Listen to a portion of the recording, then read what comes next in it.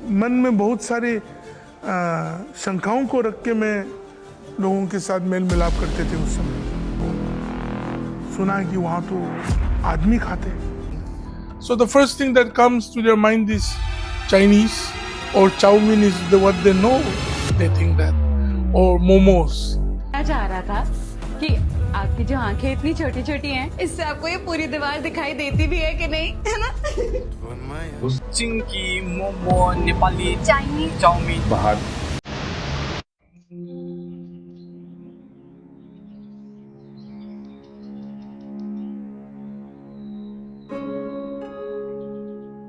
कभी कभी एक जगह को देखिए, सिर्फ आंखों नहीं बल्कि एक खुला हुआ दिल और समझने वाला सोच भी चाहिए होती है। नॉर्थ ईस्ट इंडिया एक ऐसी जगह है जहाँ खूबसूरत पहाड़ों और वैलीज के बीच हजारों साल की हिस्ट्री और कल्चर कम्युनिटीज की कहानियाँ छुपी हुई है। लेकिन दोस्तों, एक बात ने मुझे हमेशा सोचने पर मजबूर किया,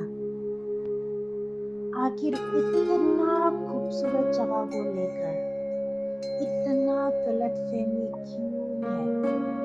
जब भी नॉर्थ ईस्ट इंडिया का नाम आती है, कुछ लोग तुरंत सवाल पूछने लगते हैं, क्या वहाँ इंसान, सांप और डॉग को खाया जाती है?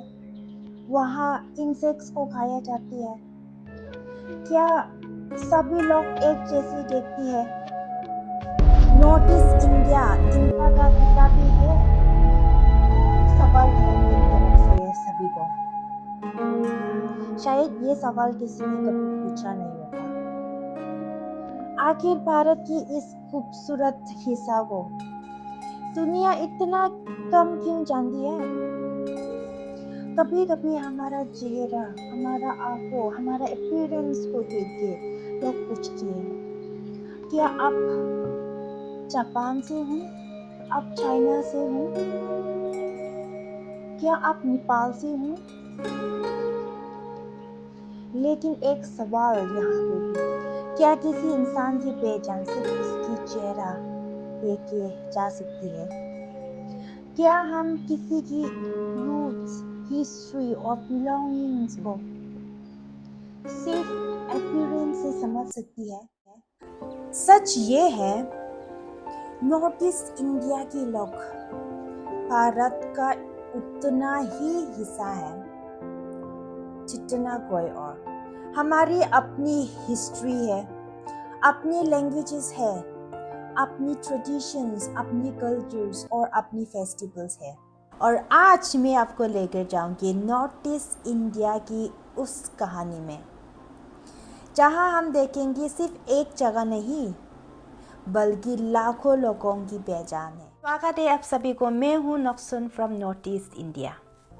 नॉर्थ ईस्ट का पहचान सिर्फ उसका लैंडस्केप से नहीं बल्कि यहाँ की लोग, लैंग्वेजेस और ट्रेडिशंस का भी है। इस रीजन में कई इंडिजिनस कम्युनिटीज रहती है जिनकी अपनी लैंग्वेजेस, कस्टम्स, ट्रेडिशनल नॉलेज और कल्चरल प्रैक्टिसेस भी है।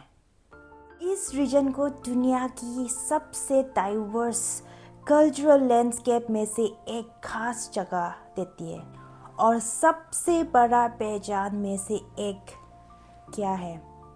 नॉर्थ ईस्ट इंडिया की natural beauty. Eastern Himalayas, Brahmaputra और बरक जैसे रिवर सिस्टम, फॉरेस्ट और रिच बायोडाइवर्सिटी ने इस रीजन को यूनिक बना देती है। कई कम्युनिटीज़ ने जनरेशन से नेचुरल के साथ अपनी ट्रेडिशंस, रिलेशनशिप मेंटेन किया हुआ है। लोकल फार्मिंग मेथड, नॉलेज और इन्वायरमेंटल प्रैक्टिस, ये सब यहाँ की लाइफस्टाइल का इम्पोर्टेंट हिस्सा रही है। किसी भी कल्चर को समझने का एक खूबसूरत तरीका होती है उसकी फेस्टिवल को देखना। और नॉर्थ ईस्ट इंडिया का फेस्टिवल सिर्फ सेलिब्रेशंस नहीं बल्कि कम्युनिटीज़ की हिस्ट्री, बिलीव्स और ट्रेडिशंस की एक reflections. Traditional dance, music, clothes, rituals, ये सब जनरेशंस को अपनी रूट्स जुड़ती है। किसी कल्चर की पहचान अपनी खाने और कला से भी नज़र आती है। और नॉर्थ ईस्ट का ट्रेडिशनल फूड यहाँ का इन्वायरमेंट और लाइफस्टाइल रिफ्लेक्ट करती है। हैंडलूम्स, हैंडीक्राफ्ट्स, म्यूज़िक और आर्ट्स, ये सिर्फ क्रिएटिविटी नहीं बल्कि एक कल्चरल आइडेंटिटी का हिस्सा है।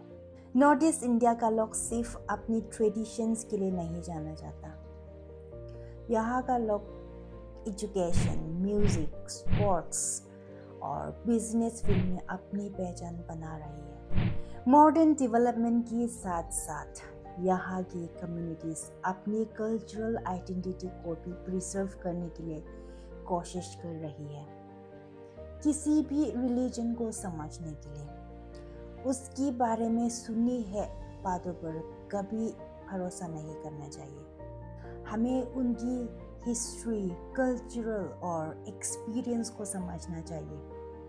और नॉर्थ ईस्ट इंडिया हमें याद दिलाती है कि भारत की स्ट्रेंथ उसकी डाइवर्सिटी में है। हर लैंग्वेज, हर ट्रेडिशंस और हर कम्युनिटी इस कहानी का एक इम्पोर्टेंट हिस्सा है।